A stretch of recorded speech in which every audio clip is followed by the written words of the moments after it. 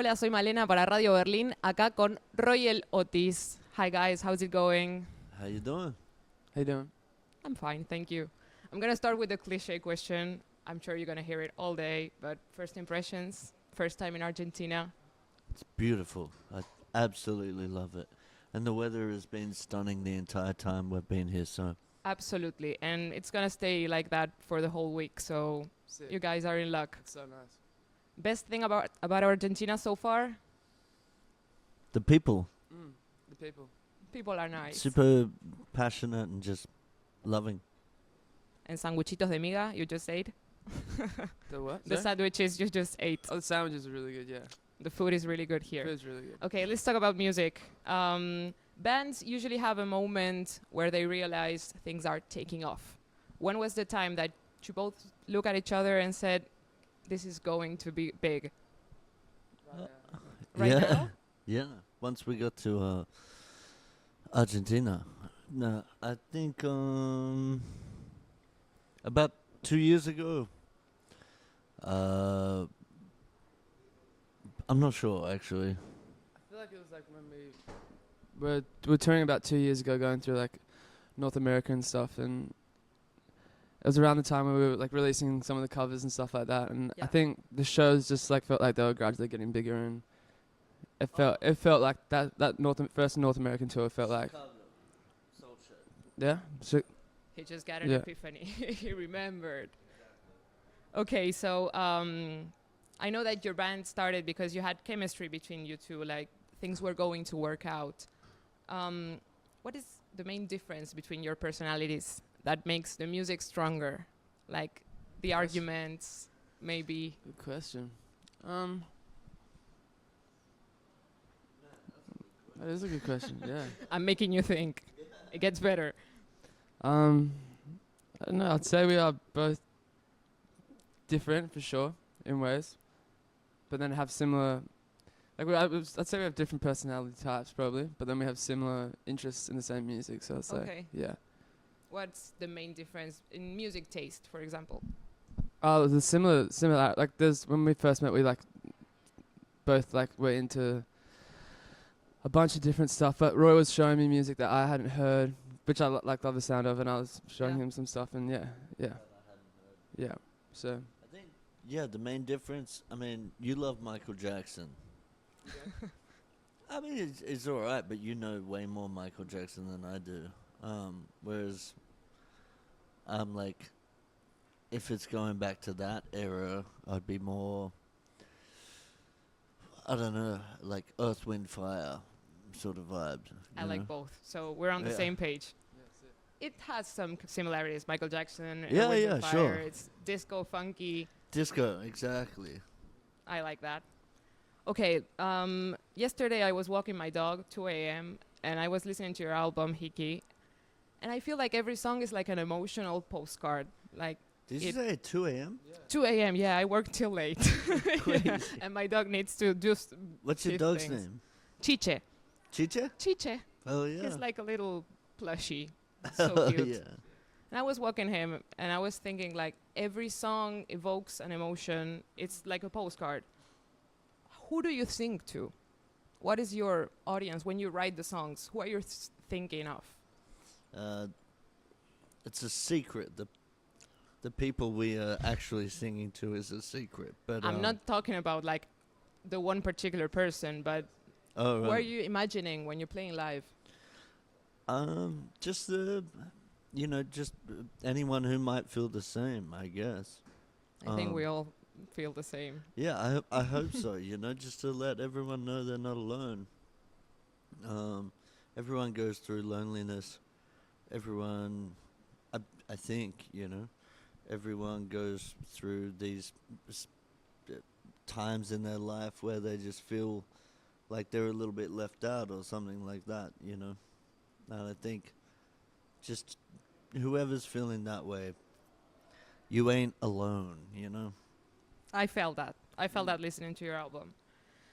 And it's called Hiki. Also, I stayed there a while. And the Hiki is like a mark left on your skin after some passion, but it's also like reckless and youthful.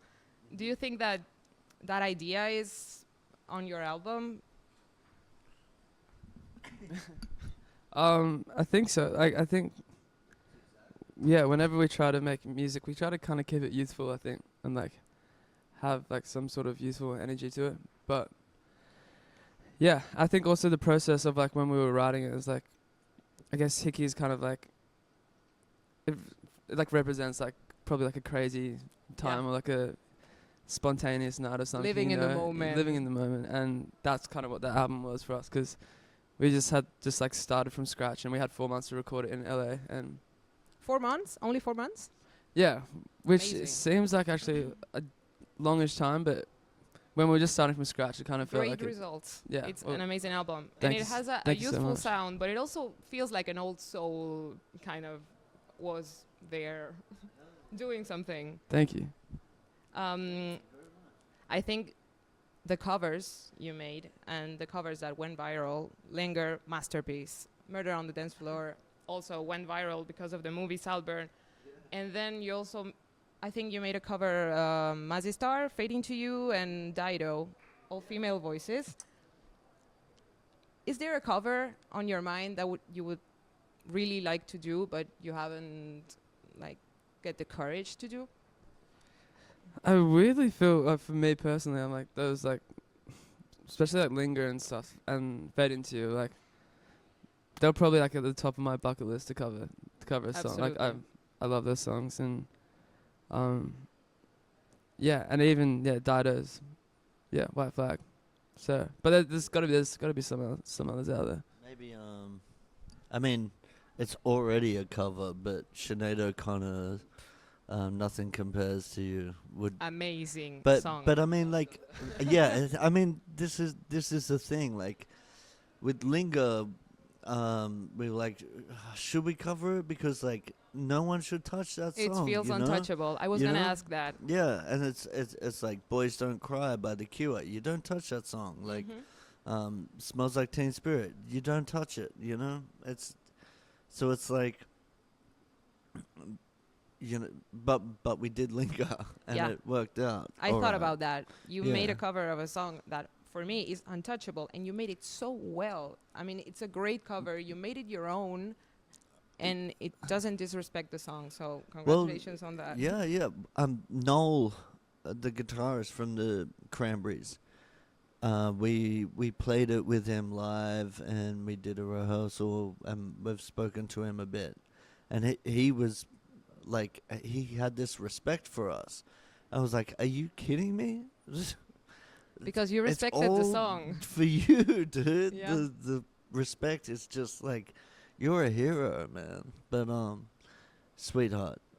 But yeah, so it's like, I don't know. I'd say a cover of Nothing Compares to You by Prince, but the Sinead O'Connor version. Perfect answer.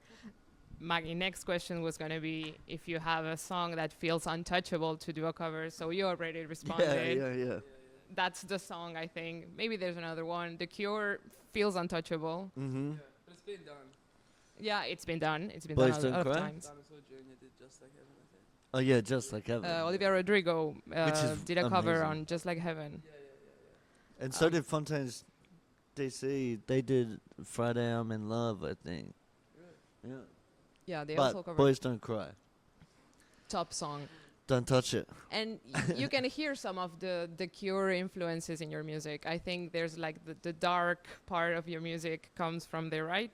Yeah. Also, you have any other influences like the Cure? Like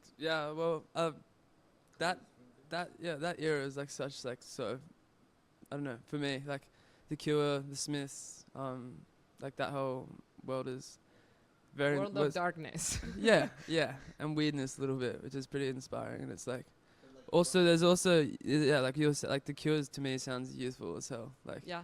because it's like there's the darkness, but also there's some childlike kind of melodics. Yeah, like a and coming-of-age lyrics, movie. optimism, all of that. So.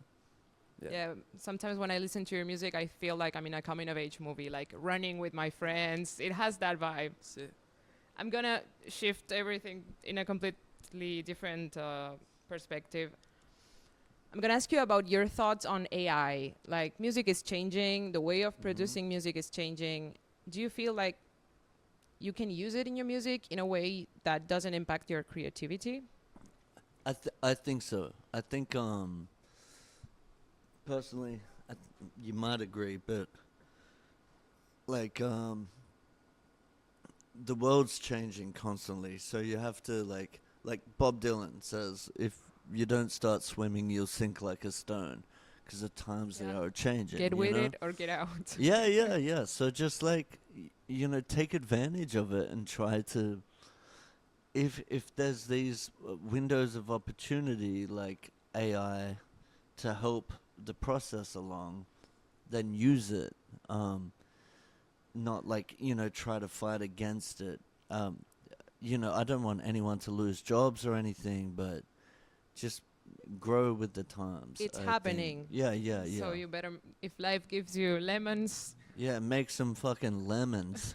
if life gives you AI, make some robots. Make some lemons as well.